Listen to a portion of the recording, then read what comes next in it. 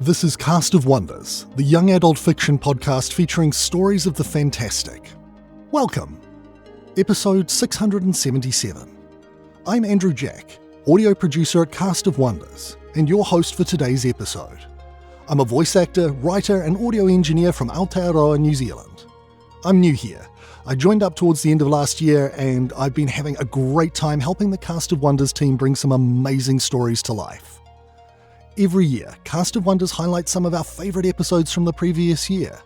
It's a great chance for us to take a bit of a breather and let you, our listeners, catch up on any missed back episodes with new commentary from a different member of the crew. Our story for today is Your Hold Is Ready by Laura Dewar, which was first published as Cast of Wonders 658 in October 2025. Laura Dewar is a speculative fiction writer and freelancer whose work has appeared in Escape Pod, Metamorphosis, and Shoreline of Infinity. A lifelong Pacific Northwest resident, she lives in Washougal, WA, with her husband.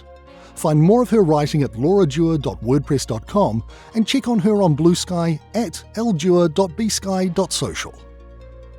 This story is narrated by Danny Cutler.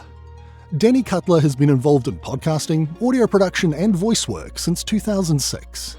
She is also the owner of a digital marketing and promotions business with a focus on the music industry. This story has a content warning for homophobia, censorship, and fascist dystopia. And now, we've a tale to tell.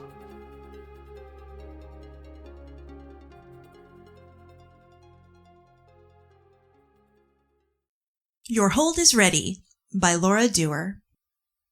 The news is spreading. We try to keep working through our English tests, but it's becoming impossible to focus. Laughter and drumming call us to join the crowds on the streets, as irresistible as Odysseus' sirens. I imagine myself tied to my desk chair, ears plugged up with wax instead of noise-canceling headphones, and chuckle to myself. Mr. Lanigan leans around his monitor. Molly, did you just giggle? Possibly? 2 stories down, the crowd erupts with cheering. The students nearest the window peer out wistfully. So does Mr. Lanigan. He ought to be retired by now, but he's still here, and we're glad. He's kept a lot of our secrets, and we've kept his. At first, it was weird to watch out for someone so much older than us, but he stood up for us every chance he got, and somehow, together, our ordinary classroom discussions became outlets for us to be ourselves. To give voice to the dreams and hopes that had miraculously survived not just high school, but high school under all this. It's strange to think that those dreams and hopes might be safe out in the open again. Principal Rodman lets herself in and stands by the door, arms folded. The room quiets, excited whispering falling into a silence that is half anticipatory, half fearful. She frowns at us, some of her thin black braids falling into her face. I thought you all had doctor's appointments or something. Doesn't everyone have to go to the dentist today? Aren't you all going to be late? David and Maddie in the back row figure it out first. They leap to their feet and grab their coats. Yeah, I've really got to get this cavity looked at. Boy, my knee has really been acting up. Others join them, swarming past Mrs. Rodman and out the door. Mr. Lanigan arches one gray eyebrow at me. I don't know about you, Missy, but I definitely have an urgent appointment. What about the test? For goodness sake, Molly, you pass. He shuts down his computer and pulls on his jacket, grinning. You all passed today. Mrs. Rodman winks at me as we pass her. We both press fists to our hearts as the elevator door closes. On the ground floor, Mr. Lanigan spots someone in the crowd flowing through the foyer and lunges out of the elevator like a man half his age. He and the trim, balding man he's called his roommate for years pick each other out like they're the only 2 people in the world, and they embrace like it too. Cheering envelopes them. I wave goodbye and make my way alone into the streets. It feels like the whole city is out partying. I haven't seen crowds this big since the protests, but the energy couldn't be more different. The skies are clear of drones, and the cameras installed on street corners are blinded by pink spray paint. No one's whispering out here. They're singing, shouting, cheering, cries of "he's gone" bubbling out of throats already hoarse from celebration. Now that we can let it all out, I realized we'd forgotten just how much we were keeping closed in. Whatever the opposite of Pandora's box is, it's this. Every joy, every gratitude, every relief, every delight they tried to deny us, retaking their rightful place in the world. I text my parents that school's been let out and tell them where I'm headed. I weave down the street between rambunctious dancers and couples and trios who no longer have to care who sees them kissing. I turn the corner and break into a run like Mr. Lanigan returning to his partner, though it's not a person I'm running towards, it's a building. The fences around it have already been torn down, and its doors are once again wide open in welcome. For the first time in more than 3 years, I enter the library. The shelves are emptier than before. We couldn't save everything, but they're more full than I'd expected. People weave through the aisles, voices reverently hushed. The library retains the sacred whisper of a place of worship, even though it's more packed than I've ever seen it. It takes me a moment to realize that most people aren't taking away books, they're returning them. Open boxes litter the floor. I recognize many of the titles and authors inside. They're all books that vanished, some quietly and some under outcry, shortly before the libraries themselves became walled away behind black fences. I scoot over at someone's whispered, "Excuse me," and watch the woman guide her chair towards the young adult section.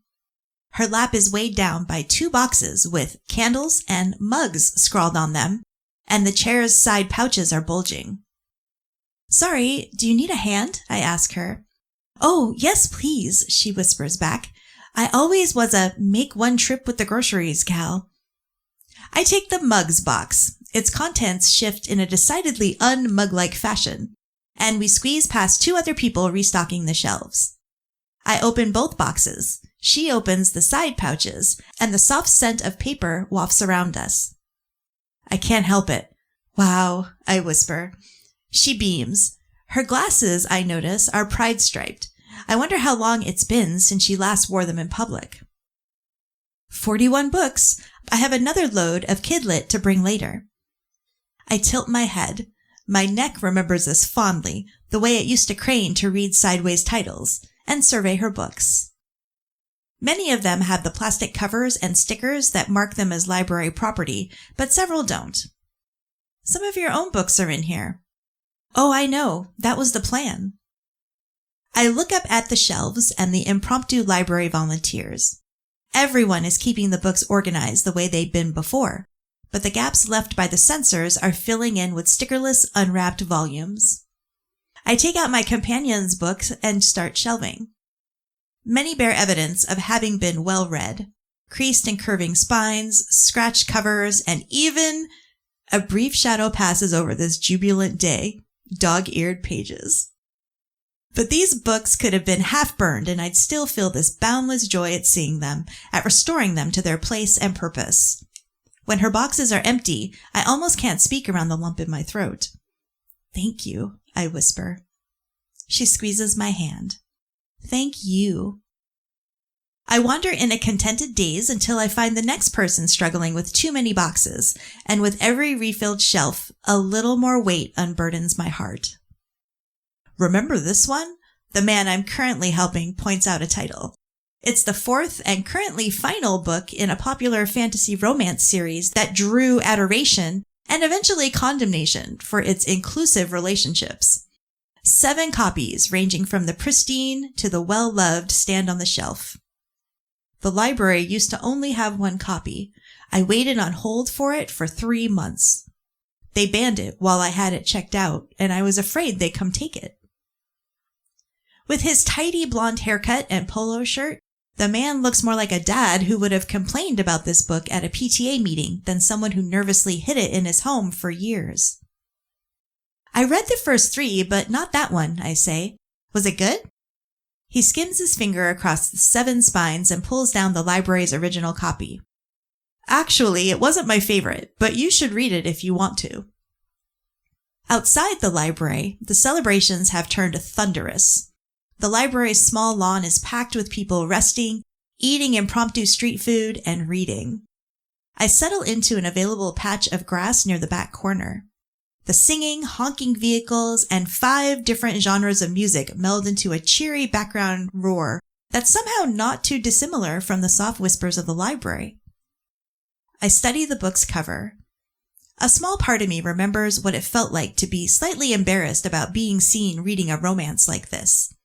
Back then, I read them infrequently and never in public, not because of the cameras monitoring for nonconformity, but because of this very ordinary anxiety that someone would make fun of me. But today feels like the wrong day to care. It's sunny and the drones are gone. Splotches of pink paint remind me of all the ways they're no longer watching us. Everything is new. I open the cover, breathe deep, and read. There were plenty of superb stories to choose from in 2025, but this one really stood out to me. Stories about rebellions tend to focus on the fighters out on the streets, on blood and bone and fire, on the big heart-stopping moments of massive bravery and sudden change. Laura Dewar's story instead grounds itself in the aftermath and shows the value of small acts of kindness, defiance, and courage in the face of an authoritarian dystopia. I found it genuinely heartwarming and a reminder that the stories we tell, and our ability to tell them, are things worth protecting. Join us again soon. We love bringing you the best audio fiction week after week, but we can't do it without your support. Your donations pay our authors, our narrators, our servers, and our staff. Please consider supporting us with a monthly donation through either PayPal or Patreon. You can also review us on Apple Podcasts, request us on Spotify, and consider the stories we publish for award consideration. There are lots of ways you can help. You can join the discussion on the EA Discord and visit us on Blue Sky at castofwonders.org. Come say hello! Cast of Wonders is brought to you by editor Catherine Inskip, assistant editors Alicia Caparaso and Amy Brennan, associate editors Rebecca Ahn, Tanya Adelit, Kit Kalstow, Cup Huckob, Adri Joy, Becca Miles, Ray O, Samuel Poots, Emma Smales, Denise Sudell, Eleanor Wall, Rin Yi, and Angela Zazueta. Our audio producers are Jeremy Carter and Andrew Jack. Cast of Wonders is part of the Escape Artists Foundation, a 501c3 non-profit, and this episode is distributed under the Creative Commons Attribution Non-Commercial No Derivatives 4.0 International License. That means you can download or listen to the episode on any device you like, but you can't change it or sell it. Our theme music is Appeal to Heavens by Alexei Nov, available from Promo DJ or his Facebook page. The Little Wonders theme is Neverses by Alexei Nov, available from Promo DJ or his Facebook page. Thank you for listening.